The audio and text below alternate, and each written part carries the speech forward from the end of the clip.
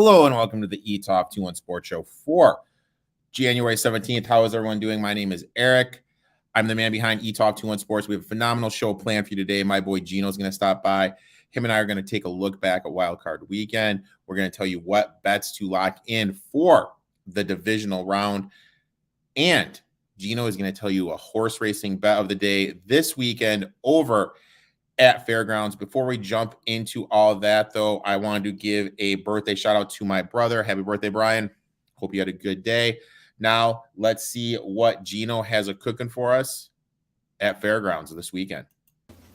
Normally we give out a best bet for Wednesday, but there's some big races this weekend at Fairgrounds, and the races are already up, so we can give you a little weekend preview as we look at Saturday Fairgrounds, and we're going to take a look at race number 13. It's the Grade 3 Louisiana, and I'm looking at Run Classic in here. This horse is 4-1 on the morning line. Run Classic overall is a very nice horse. He's just had a gap of about a year and a half in his career. He's only raced 7 times throughout his career. He has one poor race, and that was the race right before he went to a long layoff. Following that, he's been very good since he returned last September. He won his first 2 starts back, and then he stretched out, and as he's gone a little bit longer, I think that's kind of the issue with him. He just doesn't want to go all that far. I think right about the mile is perfect for him. Should sit a beautiful trip in here. He just got beat at a mile and a 16, 2 starts back, but in that race, he finished in front of Happy American. He's actually defeated Happy American twice, and Happy American beat like 5 other of these rivals in the Tenacious last time out, and that one will be a major player.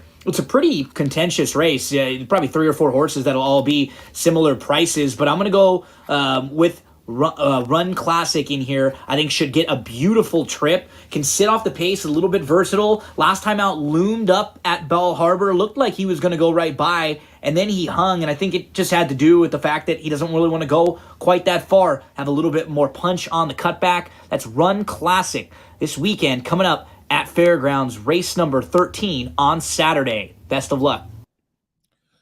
Make sure to lock that in. Gino knows his stuff. Fairgrounds Run Classic. Now, without further ado, I'd like to welcome the man, the myth, the legend, the guy that got me into all this stuff. I'm on his podcast every single week that comes out Friday. We talk NFL, NBA, college basketball, college football, and he's Baker Mayfield's #1 fan. Gino, how you doing today, my man? Cooking it up with Bake over here. Absolutely doing well, buddy.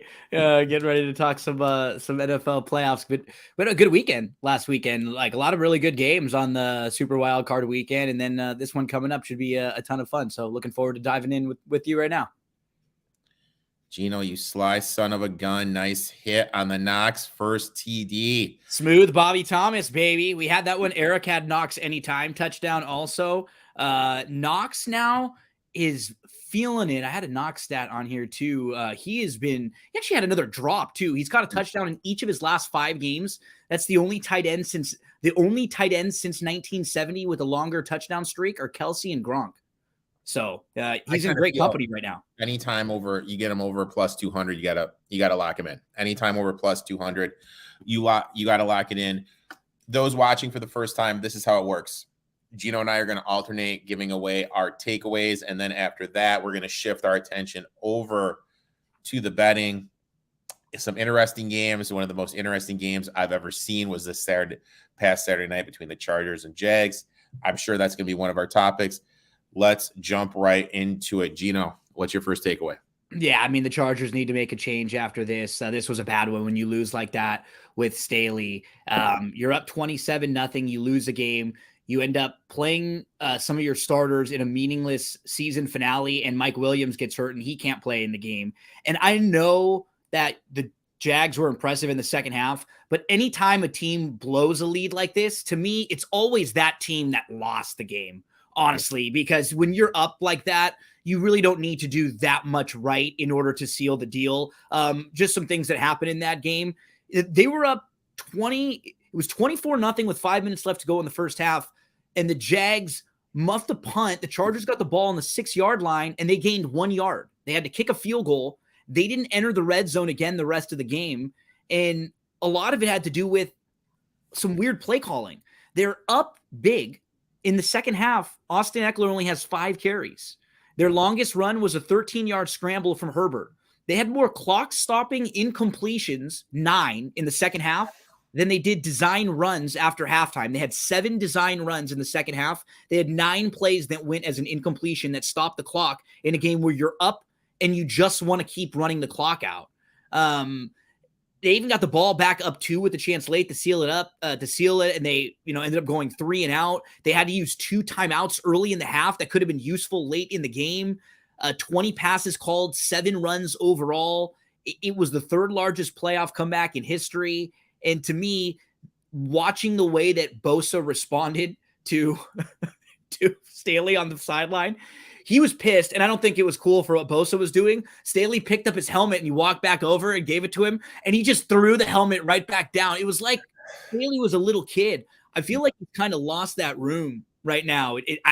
The guys came out, and they defended him, obviously, but the name that's been floating around is Sean Payton. So this is twofold for me, because I think Staley needs to be out, but you and I have always kind of pointed out that, Sean Payton won 1 Super Bowl with one of the best quarterbacks of all time on a lot of really good teams. Like, how many times over like a 5-year stretch were we talking about the Saints as one of the best rosters in the league? Like, year in, year out. So they win the Super Bowl back in 2009. Following that, they have 7 more years where they have double-digit wins. All of those years, they have at least 11 wins, 7 more times, and they don't win another Super Bowl with an all-time quarterback, a good defense, a good home field, a really nice setup. I think he's a good offensive mind, but I don't know. He gets a little cute sometimes. They'd always lose some of these games. They shouldn't. They would kind of have weird execution down the stretch. Everyone's kind of talking about Sean Payton like he's just going to come right in wherever and be the complete Mr. Fix-It. I think he would be a better option than right now, but man, I don't know. There were a lot of times I remember having conversations with you like, God, he got too cute. He was trying to force it. He was trying to prove a point here. Why is Drew Brees not on the field there? Why don't they hand the ball here? It was just some weird stuff. There was 3 years in a row I felt they had the best team in the NFL. Yeah. And they really didn't win anything. He has this love affection with Taysom Hill. Lombardi was the offensive coordinator for my Lions back in the day. And there was this thing where the Lions start out, it was a Monday night game. They're playing the Jets, and the Jets just steamrolled them. And after the game, the Jets players said they knew everything that was going to come. Lombardi made no switches, no cadences, nothing from what he was doing last year. I know they got rid of Lombardi. They need to run the ball. I know Slater wasn't there, big part of their offensive line. But yeah, they definitely got to make a change. I have an interesting name that I'd like to see to go there. And I'm totally going to butcher this name. Totally going to butcher it, but it wouldn't be me if I didn't. Shane Steichen from the Eagles. Now, hear me out.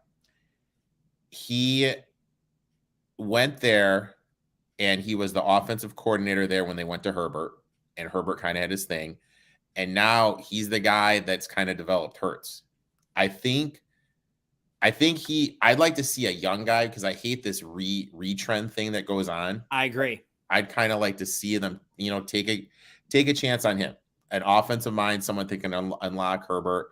And you're right, they need to run the ball. Only running 7 times with Eckler, that's not going to cut it. In a game you're up. Like last year he was very analytical heavy. This year he hasn't been quite as much. He sort of doesn't seem like he has a real philosophy. Now, I will say, right, when you lose like that, like, it's not all his fault. They needed to miss a 40-yard field goal with a kicker who's been very good. Like, some weird things needed to happen still when you're up that big to lose. It's not all on one guy, but it all comes back to him. And now this was last year against the Raiders when he spit it out in that game that was basically a playoff game to get into the playoffs. And you've almost squandered 2 years now with this really good quarterback after the issue with the Chargers before was Anthony Lynn, right? And they didn't have a great coaching staff. We're going to get a better coaching staff. And now they're in the same place that they were before. Look what a coaching staff can do for Jacksonville, right? Yep. For the Giants. Yep. You get the right person there. and they can just take off. My first takeaway, I'm done with FanDuel. This past weekend was last straw for me. DK it is. Now, look, I'm not telling you guys to boycott him. It's your money. You can do what you want. But that's $1 billion company that pulls a contest because they're going to lose money on the overlay, and they claim it's a computer issue. I mean, look, you're telling me they don't have those contests backed up like 15 times. They obviously do. And then I think what even made matters worse for me was I got a $5 free play in my account. Just as like, and which was basically I viewed as an FU because it's such an FU. I know a lot of these high roller DFS. I kind of got in that circle, and if I'm not going to share what I know, but you guys would all be disgusted if you knew how many free plays those guys get, because they basically, with those guys that are their like whale players, they just work on their whole business principle with them is the whale philosophy in the casinos. That's basically how they make their money with them. And those that give off that they live this $1 million lifestyle with the millionaire maker, they don't, because they enter the contest repeatedly 25 to 30 times. So it's all a big fairy tale they're selling at you. I play 50-50 contests, and I'm fine doubling my money. And there's places I can go elsewhere. I'm going to go elsewhere. It's inexcusable what happened. They don't care about DFS. They care about betting, which is rightfully so. That's where they're making more money. But you got to care about the DFS players. They don't care about their customers. You have to leave. And if this happens in DFS, which is supposed to be regulated, I could easily see it happen in betting. Absolutely. So, I'm done with FanDuel. We're done. Look, like as gamblers, we have so many ways we can lose a game, right? Our focus should always be on the games and the matches and the races that we're betting. Once you have to worry about that kind of stuff, like that's not cool. I mean, that's a completely different story. We're worried about plays. We're worried about bad calls, officials, stuff like that, getting bad beats. Now you don't even get a fair shake for your money, and you feel like that's just, and nowadays there are too many options, like you're saying, for people that you'll go elsewhere and they'll treat you better. Right. Yeah. I mean, there's tons of fantasy startups that will gladly take your money, gladly help you out, gladly, and give you big bonuses and big boosts for coming over and playing with them. And I mean, I've seen people ask why I still do offshore. Eric, you live in Illinois. Why do you still do offshore? Because I don't get these insane like limits. You know what I mean? Like once you start winning, then you're going to be able to bet $10 on a game. One book this past weekend wouldn't let me get more than $12 now. Yeah. And it's been a book I've done work with in the past. That's all I'm going to say. Let's move on. Gino, what's your second takeaway? Excuse me.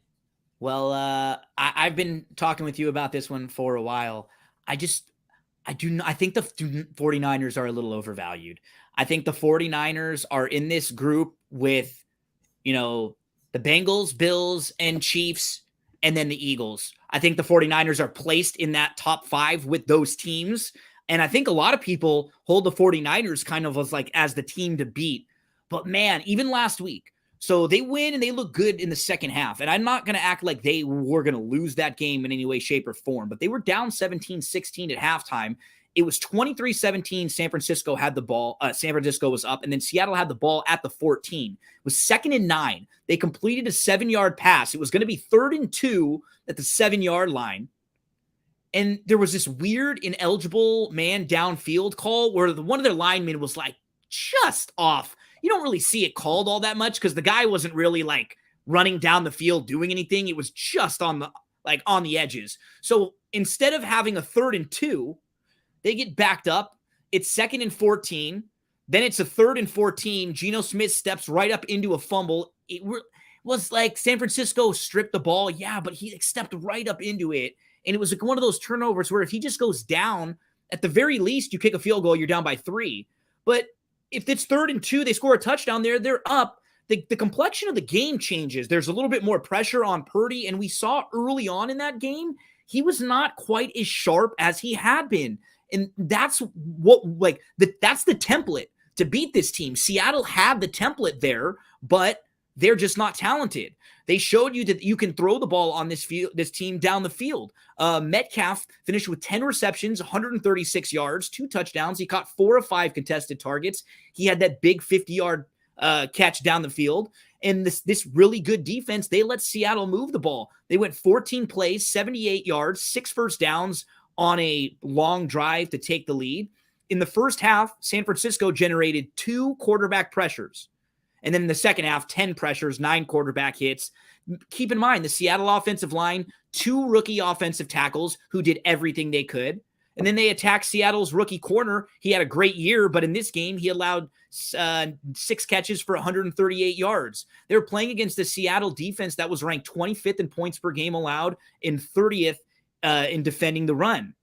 Sloppy throws from Purdy early, settling for field goals, secondary getting beat for big plays. At the end of the half, they did that squib kick and then that silly penalty that gave the Seahawks a free 15-yard penalty right at the end of the half that put them in field goal range. So these are all things that they weren't sharp, but because they had a big blowout win, it might not be in everyone's mind when you're looking at this game. And they're going to be stepping up in class quite a bit. Keep in mind, they're 7-0 this year against the NFC West. They're 7-4 against everybody else. So what we know that they can beat a really weak division. They beat Seattle now 3 times. This Dallas team is probably going to be the second best team they've played all year long. The only other team they played that was better than them was the Chiefs, and the Chiefs handled them. And if Dallas plays close to what we saw the other day, this San Francisco team that has the 32nd ranked strength of schedule may not quite be ready for the step up in class. They have a ton of talent, but if Purdy's a little bit sloppy early on and Dak is sharp, this is going to be a different ballgame. This is the best defense I think they're going to play against. Absolutely. I think you're right. I'm just kind of waiting. My hope for the game last night was Dallas was going to win by 1 or 2. And then that everybody would be on San Fran. Yeah. But Dallas looks so good that although what I am seeing right now, I saw this posted earlier, was that so far Dallas, a lot of the money has been on the 49ers, only 31% on the Cowboys plus 3.5. Oh, wow. So I actually like that. I love seeing that everybody was jumping on the 49ers side, because then that means that's probably where it may continue to flip up a little bit too. So yeah, at 3.5 or above, I'm on Dallas there. I think it'll be a really good game. And like we said, all along the ways to stay competitive and try to beat San Francisco through the air. If you can throw the ball and attack their secondary and attack them deep, you can beat them. And Geno Smith did last week a little bit. Now Dak and Dallas have a much more balanced offense and, as you said, a very, very good defense. They'll be able to put pressure on this quarterback a little bit. We saw Purdy kind of break out of the pocket a few times when he got pressure and he kind of ran himself into some trouble or kind of ran himself into a tough spot. So I do like CDs. I love CD overs there. I think CD, and I would even look, Gallup is sort of interesting. I may throw him in like in a DFS, like a Noah Brown even too, to throw into a lineup, but definitely CD overs I would be looking to. Yeah. I think this is going to be a tough match for San Francisco. I'm going to be on the Cowboys. I totally agree with you. I think I played the first half. I just felt last week it was just a matter of time before Geno effed up. Yeah, and you called it perfectly. It was perfect because you knew it. And then it's like I didn't take anything after San Francisco got the ball and scored a touchdown and went up by 2 scores. Then the game's over. Yeah, like anything after that, it's hard. Of course, they look great when they're getting the ball to Debo and McCaffrey and they're running up and down the field, but it's so much yards after the catch. If you're playing a more disciplined defense and just a better defense overall that can tackle a little bit better and puts a little more pressure on you, I think it's going to be a good game. And it's not that I don't like or think San Francisco is talented. They have one of the best rosters. I just need to see them prove it against better competition because they really haven't been asked to do that all year long. Yeah, I agree 100% with you. I think this team is insanely overvalued. Yeah. And I think people are making Purdy out to something he's not. Yep, absolutely. My second takeaway are their issues in Baltimore. look, I have no problem with Dobbins saying, hey, he wanted the ball. He's their best player who was on the field that day. I have no issues with that. I have no issues with Lamar not playing. That's a serious leg injury. And we've seen how, like with RG3, he came back too soon. Yep. Career went off the rails. And I do know that injured players have not been on the sidelines during road games during the regular season. But this isn't week 11 in Houston. This is the first round of the playoffs. I completely agree.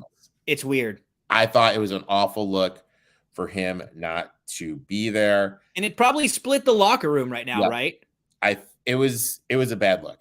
I don't understand why he wasn't there. I mean, who knows? And you're not saying playing in the game. You're saying being on the sidelines at like in your jacket, helping Huntley, be there, and like being support, like showing support for your team. Physically be there and supporting your team as the leader of your team.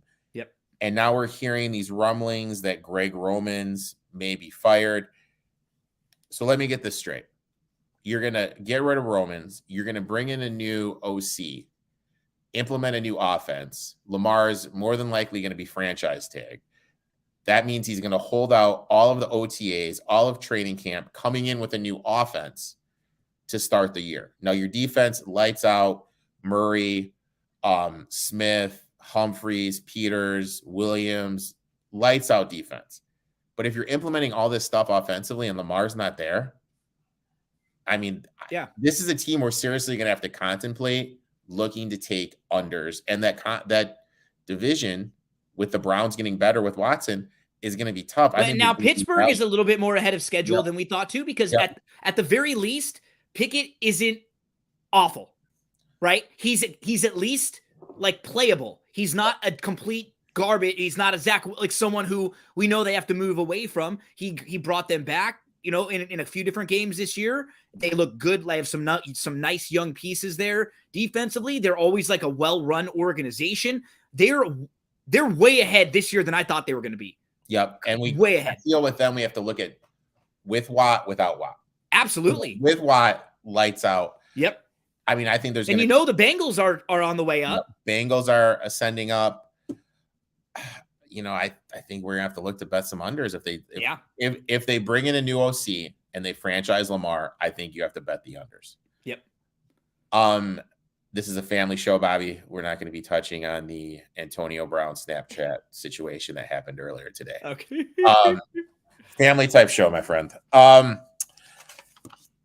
Gino, this next one's for you. This last one was for you. This was the best news of my day. I had to do this for you, and it came out not long before we started recording. So we found out today that Ben Johnson, offensive coordinator for the Lions, who had a fantastic year this year, he turned down some other jobs. He was a very hot coaching prospect and will be over the next couple years. And he said he wants to come back because he's very excited about what they're building. He was a huge part of this offensive success this year. He got promoted from the tight ends coach to offense coordinator a year ago. Detroit finished with the top 5 offense in scoring and in yards per game. He's not one of these guys that comes in and says, here's my system. He will adjust to his personnel. Whoever you have out there, he can adjust. If your running backs are banged up that week and you need to throw the ball a little bit more, he'll do that.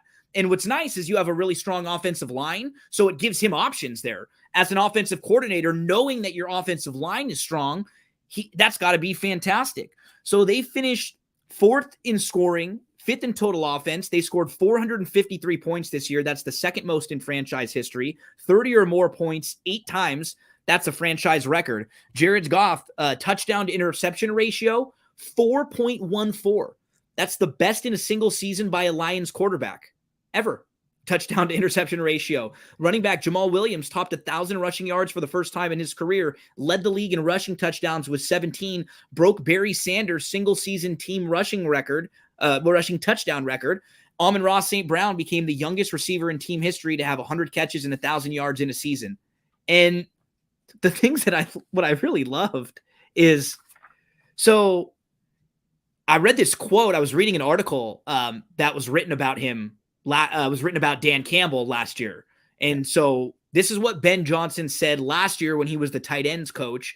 Kevin Clark from The Ringer wrote this article. He talked about the relationship that Ben Johnson has with Dan Campbell. He was like, as a coach working for him, I don't want to disappoint him. That would crush me.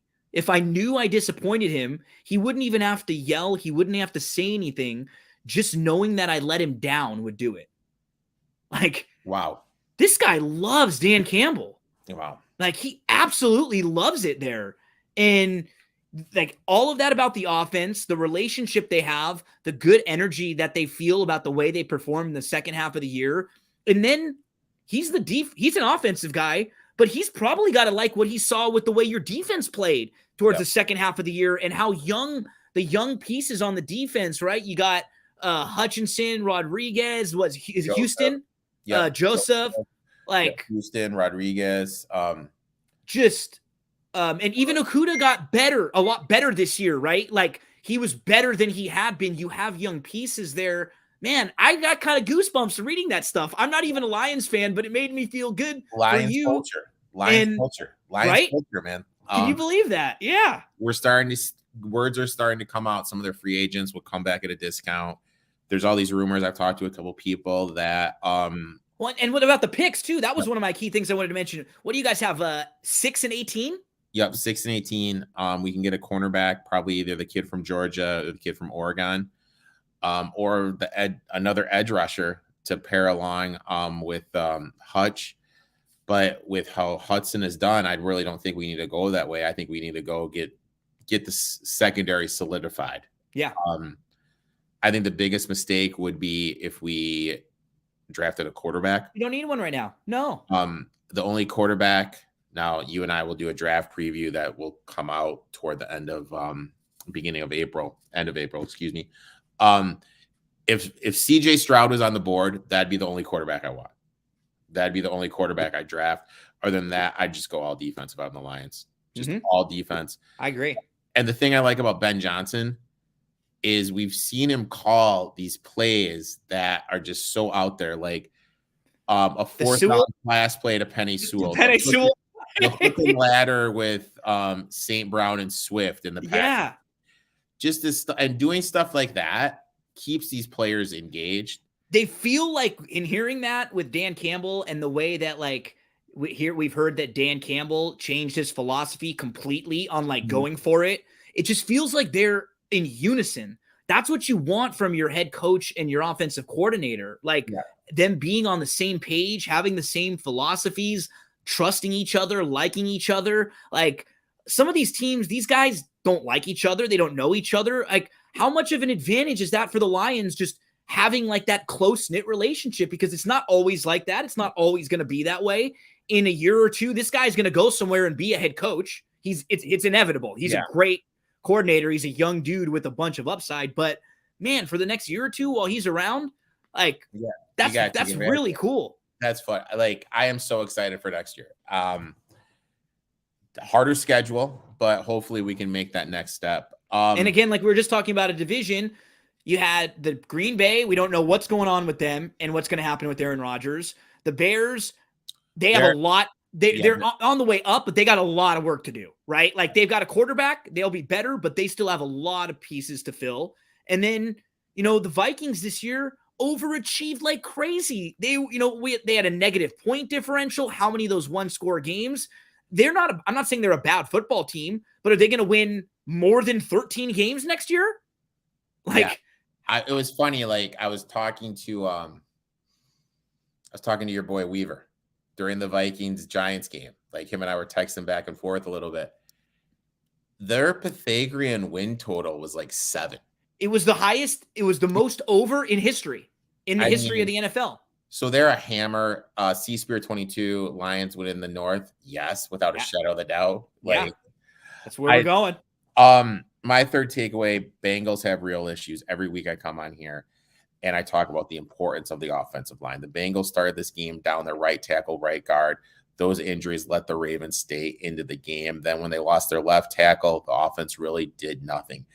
Everyone, like I get harped on, I get DMs saying offensive line doesn't matter. in my eyes, if you're not putting the research into offensive line, defensive line matchups, I don't understand how you can bet. It has to be a part of it. It has to be. And the thing, I'll use this example so people understand. Gino and I work together a lot, so we understand our cues. We understand where to chime in and like play off each other. This Saturday, I knew you, or Sunday when we were recording, I knew you had a bet. I led into you just because, like, you and I know each other. That's basically it. I'm not here, or you know what I mean? Let's say it's somebody I've never worked with before. We're not going to have the rhythm that we have now. And it's the same thing with the offensive line, because you have all these hand signals, all these gestures and everything. And when that goes in, you're moving, you're feeling the space next to the guy next to you, the groove, like where you stand, you feel it, you feel off the everything. It's a complete flow. It's even more important than defensive line, because defensive line, a lot of the time, are guys one-on-one, right? A lot of the time it's individual matchups there. Offensive line, it's a team. It's a total team. Even if you have guys moving one space sometimes over, it's like, oh, wow, they were a great left tackle, they'll be fine here. Nope. Or they were fine at center, they move here. No, it's you get comfortable where you are. You know exactly what you're doing, how to attack, how to move, how to flow. You're absolutely right. And the teams that struggle the most are the teams that have the offensive line pieces that are missing. We've seen it again now. And it's three, right? Three of the starters are down for the Bengals. So it's bet time. We each going to have 3 bets for this coming up divisional round. Gino, why don't you kick us off, my man? Yeah, I think we're both going to be on the same side in the first one. We're both going to be playing the Giants, and we were able to lock in the Giants at above a touchdown. Right now, you can get around 7.5 even. I'm actually looking at a couple spots, and the Giants come off a really, really good game where they got healthy. Probably the healthiest they've been for a while. Offense averaged 6.3 yards per play. They went 7 of 13 on third down, 2 of 2 on fourth down, 26 first down in the game. They won the time of possession by 7 minutes. They had scoring drives as low as 4 plays, all the way up to a 20-play drive. So it just dominated the game. Jones was incredible. He was 24 of 35. He had 301 yards passing, but he also had 17 carries for 78 yards. He had 7 rushing first downs. He had no turnover-worthy plays throughout the game. Just phenomenal, the turnaround they've been able to do with him as a rookie. He led the league in fumbles, and he had 2.3 interceptions plus fumbles per game. That was the second most of any quarterback in any season since 1995 in his rookie year. This year, 6 fumbles. He threw an interception on 1.1% of his passes. That was the lowest rate among all qualifying quarterbacks this year. Their defense made adjustments in the second half. They shut down Jefferson. Jefferson had 6 catches for 43 yards in the first half. Second half, he had 1 catch for 4 yards. A lot of that was because they had the return of Adoree Jackson. I'm not going to pretend like Adoree was the only guy there shutting him down, but it's just more depth in their secondary now. They're healthier overall. And the one guy who we had to mention, Hodgins, he wasn't even on this team midway through the year. And this is what a good coaching staff does, Eric. He was a Bills practice squad player and a bench guy. And so this staff knew him from a couple years ago with the Bills. And then the Bills cut him in the middle of the year. He was on waivers. And when all of their receivers got hurt and they had nobody there, they went out and got this guy. He has come in, and he's basically been their number 1 wide receiver. Yeah. He was picked up midseason. He has 5 touchdowns in his last 6 games. And this last week, he had 4 first downs. He has led the team in targets since December the 1st. I mean, really cool to see this guy step up when they needed him. And I think it's a really fun matchup for them coming up because they get to play a divisional opponent for the 3rd time. Mentioned last week how Dable is excellent against the spread in rematches. This year now, he's 4-0 against the spread. Teams they've already played, against teams that they've played earlier in the year. And this will be the 3rd time. And you just feel a lot better about how this Giants team is trending right now. And the Eagles, we just have questions for them. Are they going to be a little rusty coming off the bye? Is Hurts still completely healthy? Maybe they're a little bit, slow in the first half, and the Giants can get a lead or keep it competitive. And now we're looking at a game that's a touchdown or over in a divisional game with these two teams playing for the third time. I think the Giants is the way to play here. I like it. I like it a lot, and that brings me to mine. You mentioned Hodgins. I have to give a quick shout out. Sterling, the guy from Silver Star Sports, great dude. Last week he goes parlay Hodgins anytime touchdowns, Giants straight up to win. Awesome. I mean, great play awesome you gave out. Stuff. For you guys watching, make sure you, along with giving Gino a follow, give Sterling a follow as well at Silver Star Sports. I'm on the Giants as well. These are the trends. Road dogs in the divisional round. 58% ATS. That's what the Giants are. Road divisional dogs in the divisional round. Teams in the same division playing against a division foe. 83% ATS. This is the one that really stood out to me, though. Number one seeds, divisional round, 34% against the number. Jones is a dog in the postseason regular season, 64% ATS. Road dog, 76% ATS. I know and the Giants. Him, just in general, is just a good player on the road. He's always just been a better player on the road himself. Oh, 100%. I think it's because there's no New York media. Pressure. It's the pressure in New York. New York's Absolutely. a tough place to play. It is. I know the Giants, worst team DVOA against the run. Eagles, one of the better rushing teams in the league. But Hurts really hasn't been playing, and timing in the NFL is a real thing. He played against the Giants backups last week of the season. 20 of 35, no touchdowns, 1 INT, 9 rushes for 13 yards. Before that, he hadn't played a game since the 18th of December. In that game, he played the Bears defense, and let's face it, they're not world beaters. This Hurts is, I really think he's going to have timing this thing. You Absolutely. know what I mean?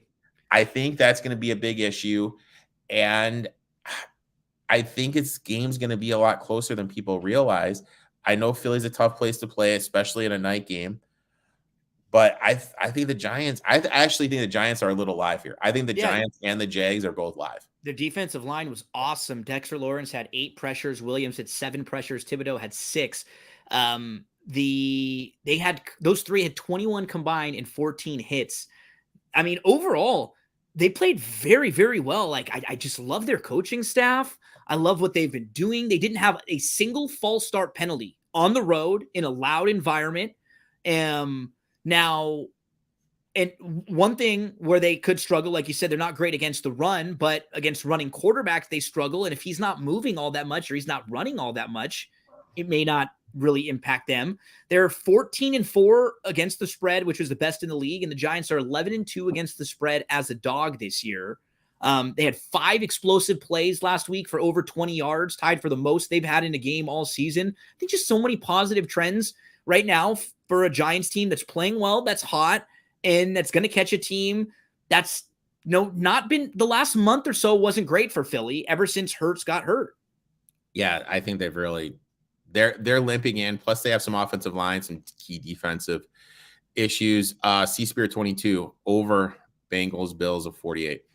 The only thing that worries me about that game is the offensive line stuff, right? Like, if we see a game where the Bengals just can't move the ball all that much, I'm not going to be shocked. I'm not positive that's going to happen, but if they have a tough time moving the ball, and maybe these two teams that we think are going to light it up play it a little closer to the vest, because this is now a big game for these two. This is like losing, you're out. You right? know, this isn't like a, how can I say this? Just a regular game on a Tuesday. This is a lose and you're done.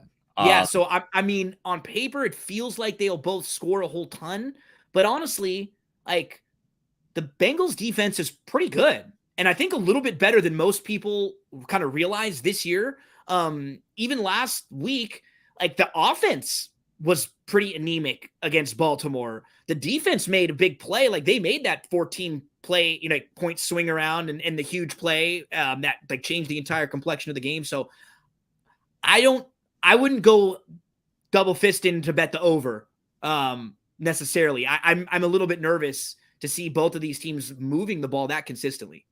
Your second bet. Go ahead. Second play. Well, we talked a lot about this one already, right? The Cowboys. I talked about the 49ers.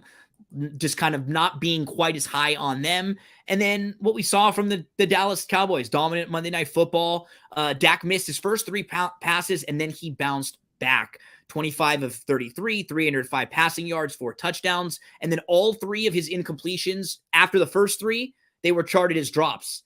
No turnover-worthy plays. Just an incredible night for him. And what I love, the rookie offensive lineman, Tyler Smith, played both left guard and left tackle, didn't let up any pressures across 37 pass blocking snaps. He got the highest pass blocking grade in that game. They're going to need another great game for him against a strong San Francisco defensive front.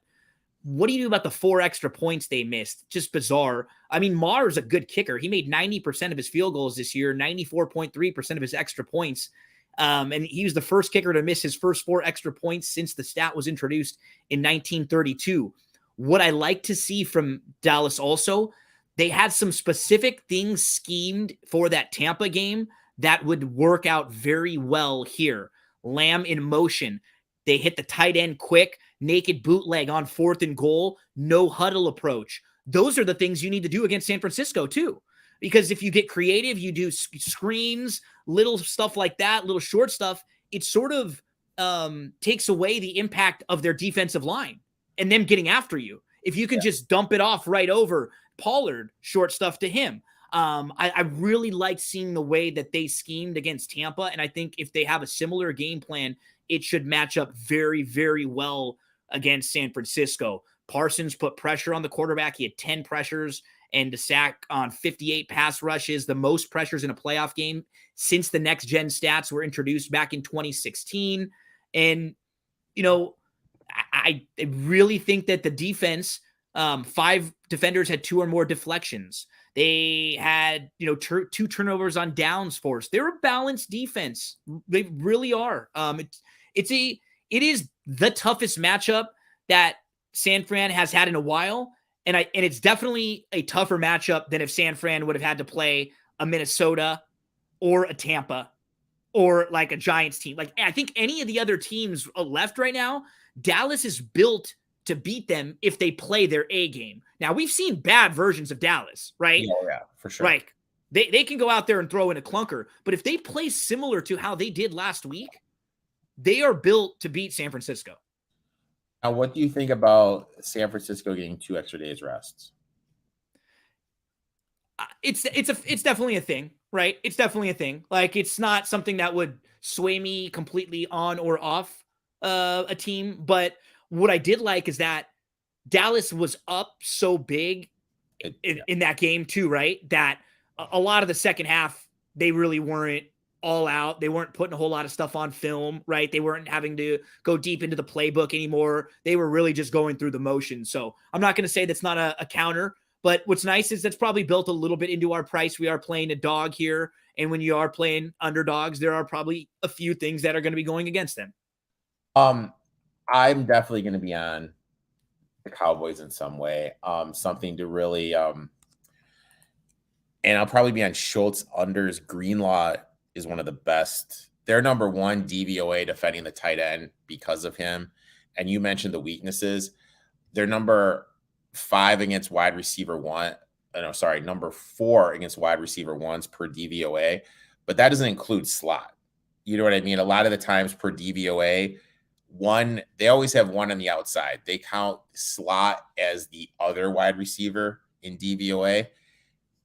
With that, they're 30th defending it per DVOA.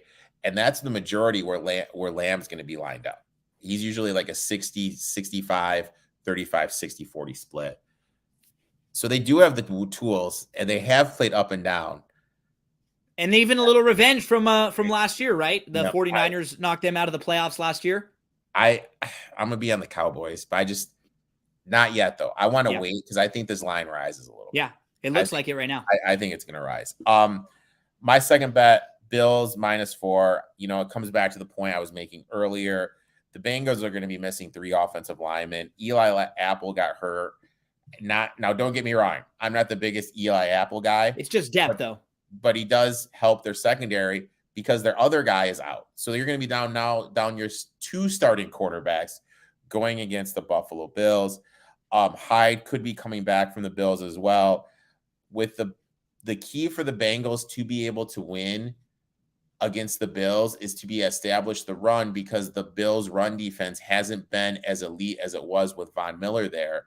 Now, when you're missing 3 pieces of your offensive line, you're not going to be able to run the ball as well. And that's going to put more pressure on the offensive line to protect Burrow. I think also they started to use Cook better. They started to use Singletary better. I think they're going to lean on this run game. I think they're going to use a lot from this from the Ravens game. And I like the Bills here. I locked them in at 4. C-Spear22 is chiming in. Would you take them at 5? I'd still take them at 5. I think they win. I think they win by a touchdown.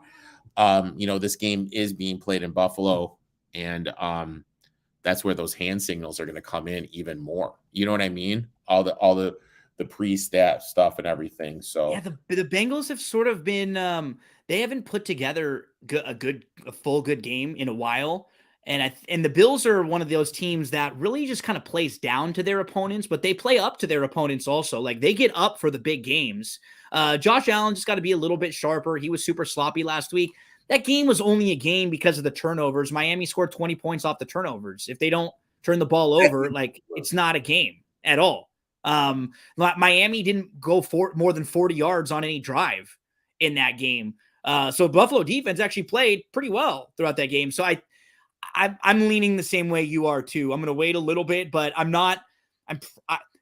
if you would have told me a month ago, I would have absolutely said I would have been on the Bengals in this game at more than a field goal. I would have probably been on the Bengals as the dog, but the offensive line issues are sometimes they're just too much to overcome. Remember, like we saw with Kansas City a few years ago when they were struggling with the offensive line against Tampa, like, sometimes you just don't realize you can have this powerful offense with Joe Burrow and Chase and great receivers, but if you don't have time to get them the ball, good luck. You can't do anything. Yeah. Third and final bet, my friend. Where are you going? Yeah, I'm going to go over. I don't play as many over-unders as sometimes I maybe should or would like to, but I'm going to go over in the Jags-KC game. You like the Jags, and you pointed out a lot of reasons why you think Jacksonville will be able to move the ball, and I very much agree with you. And then the one thing about Jacksonville is they're still a young team. They could have some mistakes and turnovers like we've seen over the past couple of weeks, but their defense is a talented defense with some like top-tier talent, but on the down to down, their defense really has not been very good either. You can move the ball against them. They haven't played an offense quite like this in a while. And last week when they did, they made mistakes. They were down big early in that game. And it's kind of tough to use like what happened in the second half of that game with the Chargers, because they just weren't doing anything. Like, I don't think it was necessarily the Jags defense stepping up. I think it was more the Chargers, like, sort of weird play calling. They got a little tight. You're up big in a game and you start doing weird stuff. Like, you don't execute the way that you're supposed to. But I think Jacksonville can keep it close. I sort of hope they do, because that's what I need in this game, them to keep it close in order for them to go back and forth. I got it at 51.5. I think it's moved up just a tad right now to around 52.5. I'm still okay with that. I just think both of these teams will be able to move the ball on each other quite a bit. And Kansas City's defense, nothing fantastic at all. Jacksonville's defense is definitely a little bit overhyped because they've made some big defensive plays late. So let's go points, KC, and the Jags. Let's go Jags in the over here for us. My third bet, Jags plus the 8.5. I said it before, 1 seeds at home. Obviously, this doesn't include the Super Bowl. 43% ATS. Divisional round, 1 seeds 34% ATS. Divisional round, 1 seeds where the line is 7 or higher, 38% ATS. There's this other thing. If every time you faded the 1 seed on the money line, you'd be up. You'd have positive ROI. I really think the Chiefs are going to struggle defending the run game of the Jags. Chiefs were 18th in DVOA defending the run. I think the Jags defensive line will be able to get home against this Chiefs offensive line. Lawrence, you play that one game, his jitters are off. Like, you know what I mean? He's not going to be as nervous. I feel they're playing with house money. Peterson is 6-1 ATS in the playoffs. Absolutely insane. Also, I'll give one bonus bet. The Chiefs give up the 4th most receiving yards to opposing running backs in the receiving game. Etienne. Now, yep, Etienne over 10.5 yards receiving. Get this one. I would not bet this one 15 or higher. You need to make sure you get on these props early. Last week it didn't hit. I gave out Allen last week. Allen opened up at 73.5 for the Chargers, closed at 83.5. So you got to get these early. If you don't get the line, you got to move on. We do have one more question. It's from your boy, Bobby. Where does Baker play next? Okay, let's see. I think he's going to want to go to a place where he can try to start. So what are some of those options? We look at, I could see him end up in a place like Tampa if Tom Brady leaves. I could see him in a place like, I actually would love him if he stayed and was like the backup for the Rams. That would be a great spot. And, especially with McVay coming back, but there aren't, if you're in need of a quarterback, and I like Baker, but if you're in need of a quarterback, why wouldn't you want to go get your own younger guy right now? Like, Baker is not a guy that's really sexy. He's going to have to prove it again. And I think he did okay in these last few weeks with the Rams. Like, there's a better vibe about him than there was 6 weeks ago, coming right off of the Panthers. But yeah, could it, like, the Jets? Jets are interesting. I think Seattle's interesting. Yeah, if Seattle doesn't lock in with Geno. Kyler's going to miss the beginning part of the year. Maybe he goes to Arizona, depending on who Arizona gets. Like, take a shot there at the beginning for a few weeks. I could see that. Tampa's interesting. I personally, this is what my gut tells me, that there's going to be Brady goes to the Raiders, which leaves Tampa open. Yeah. Aaron Rodgers goes to Tampa. Tannehill goes to Atlanta. That leaves Tennessee open. Baker sure. in Tennessee. Yeah. I think that could work. Baker in New York, I think, could work. Maybe even Washington. Yeah, I could see. They keep doing this, right? Washington keeps taking chances on guys like that. What about the Colts? Right? Oh, God, if he ends up with the Colts, that'd be hilarious. Gino, I'd like to thank you for coming on, my friend. Gino has a podcast that comes out every single Friday morning. It's called the That's What G Said podcast. I am on that every single week, pretty much, during the NBA and the NFL, college football, college basketball season. We talk about bets. We do a little bit more in-depth analysis where we'll go game by game, talk EPA, depth per depth. If you're into that analytics stuff, we dive more into the analytics stuff there. He also covers HBO shows, wrestling, sports racing, does deep dive, covers everything. And then Gino and myself and Kyle, the DFS Bachelor, him and I are on BTV every day. There's an NFL playoff game where we'll give our bets out.